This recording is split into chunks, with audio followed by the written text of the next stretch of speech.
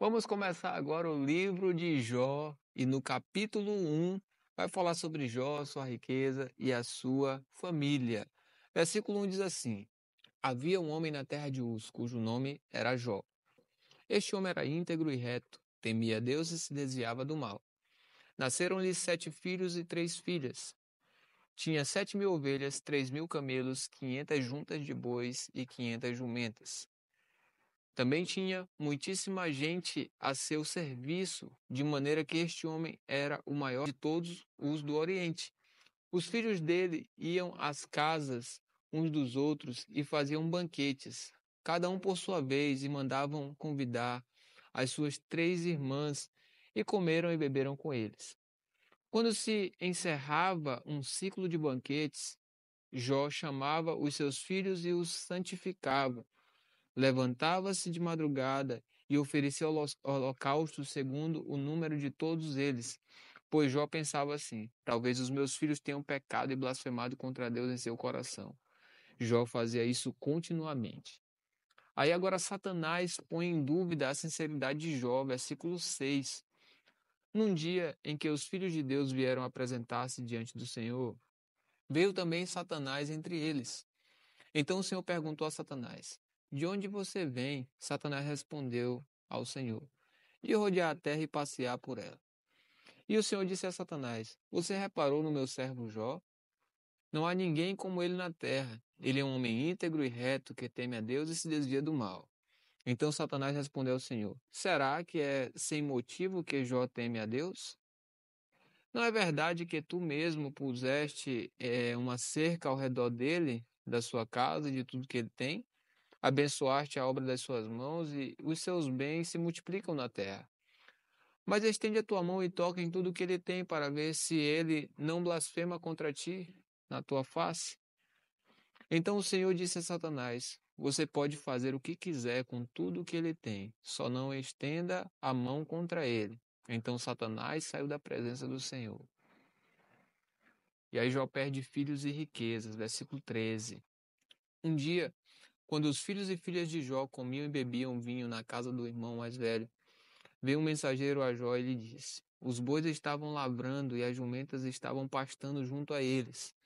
De repente, os sabeus atacaram e levaram tudo, mataram os servos a fio da espada. Só eu consegui escapar para trazer a notícia. Enquanto este ainda falava, veio outro mensageiro e disse: Fogo de Deus caiu do céu e queimou as ovelhas e os servos, destruíram todos eles. Só eu consegui escapar para trazer a notícia. Então este ainda falava, veio outro mensageiro e disse: Os caldeus se dividiram em 3 bandos, atacaram os camelos e os levaram embora.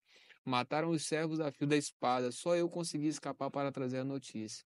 Também este ainda falava quando veio outro e disse: Os seus filhos e suas filhas estavam comendo e bebendo vinho na casa do irmão mais velho.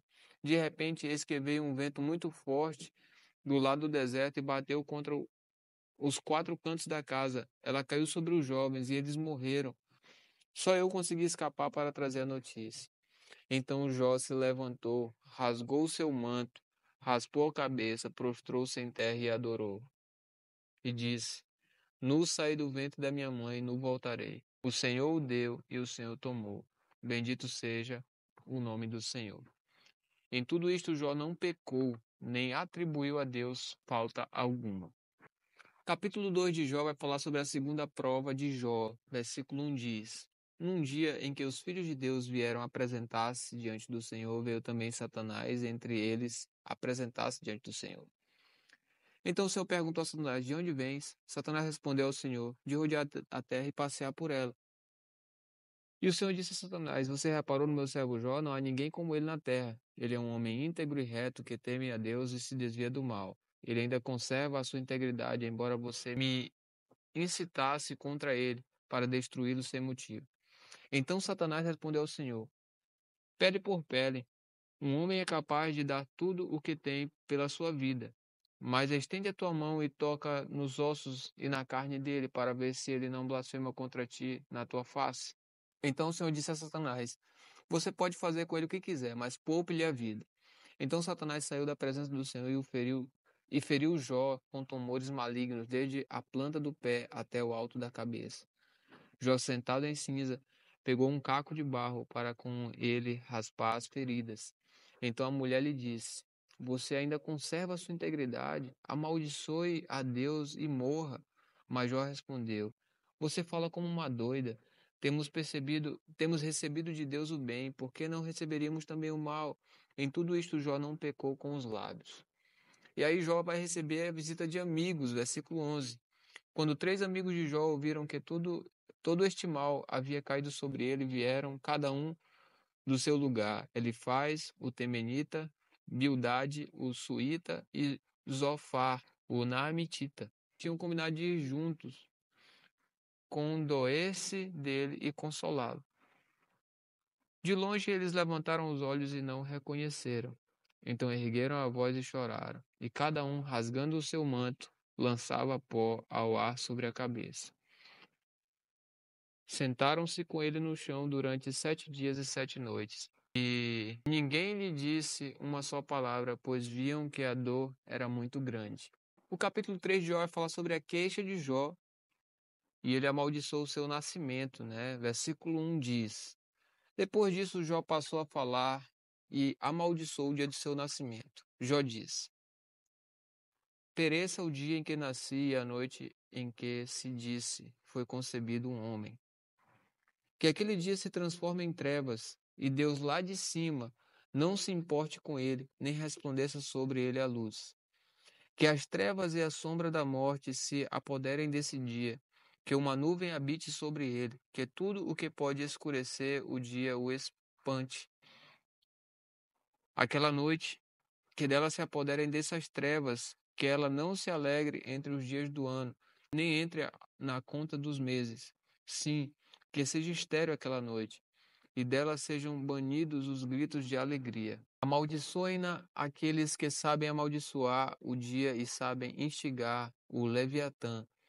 Escureçam-se as estrelas do seu alvorecer, que a noite espere a luz e a luz não venha, que não vejo despontada a alvorada, pois não fechou as portas do ventre da minha mãe, nem escondeu dos meus olhos o sofrimento. E agora vai discorrer sobre a pergunta: por que não morri antes de nascer, né? Jó vai fazer isso a partir do versículo 11. Por que não morri antes de nascer? Por que não expirei ao sair do ventre da minha mãe? Porque houve um colo que me acolhesse e seios para que eu mamasse? Porque agora eu repousaria tranquilo, dormiria, e então haveria para mim descanso, com que os reis e conselheiros da terra que construíram para si mausoléus, ou com os príncipes que tinham ouro e encheram as suas casas de prata, ou como aborto oculto, eu não existiria como crianças que nunca viram a luz. Ali os maus cessam de perturbar, e ali repousam os cansados. Ali os presos juntamente repousam, e não ouvem a voz do capataz. Ali haverá tanto o pequeno quanto como o grande, e o servo fica livre de seu senhor. E aí Jó vai discorrer agora sobre essa pergunta: por que o miserável continua vivendo, né? Versículo 20. Por que se concede luz ao miserável e vida aos de coração amargurado, que esperam a noite e ela não vem, que cavam em procura dela mais do que tesouros ocultos, que se alegram por um túmulo e exultariam se chegassem à sepultura?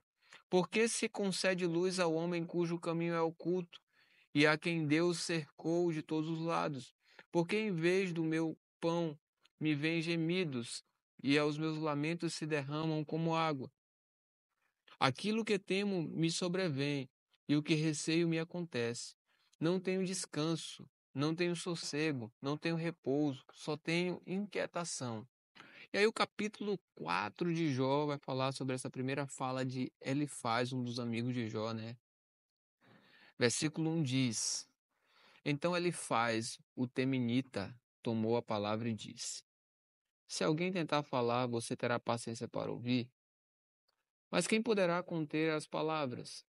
Veja bem, você ensinou a muitos e fortaleceu mãos cansadas. As suas palavras sustentaram os que tropeçavam. e você fortaleceu os joelhos vacilantes. Mas agora, quando chega a sua vez, você perde a paciência. Ao ser atingido, você fica apavorado. Você não tem confiança no seu temor a Deus e tem esperança na integridade dos seus caminhos? Pense bem: será que algum inocente já chegou a perecer?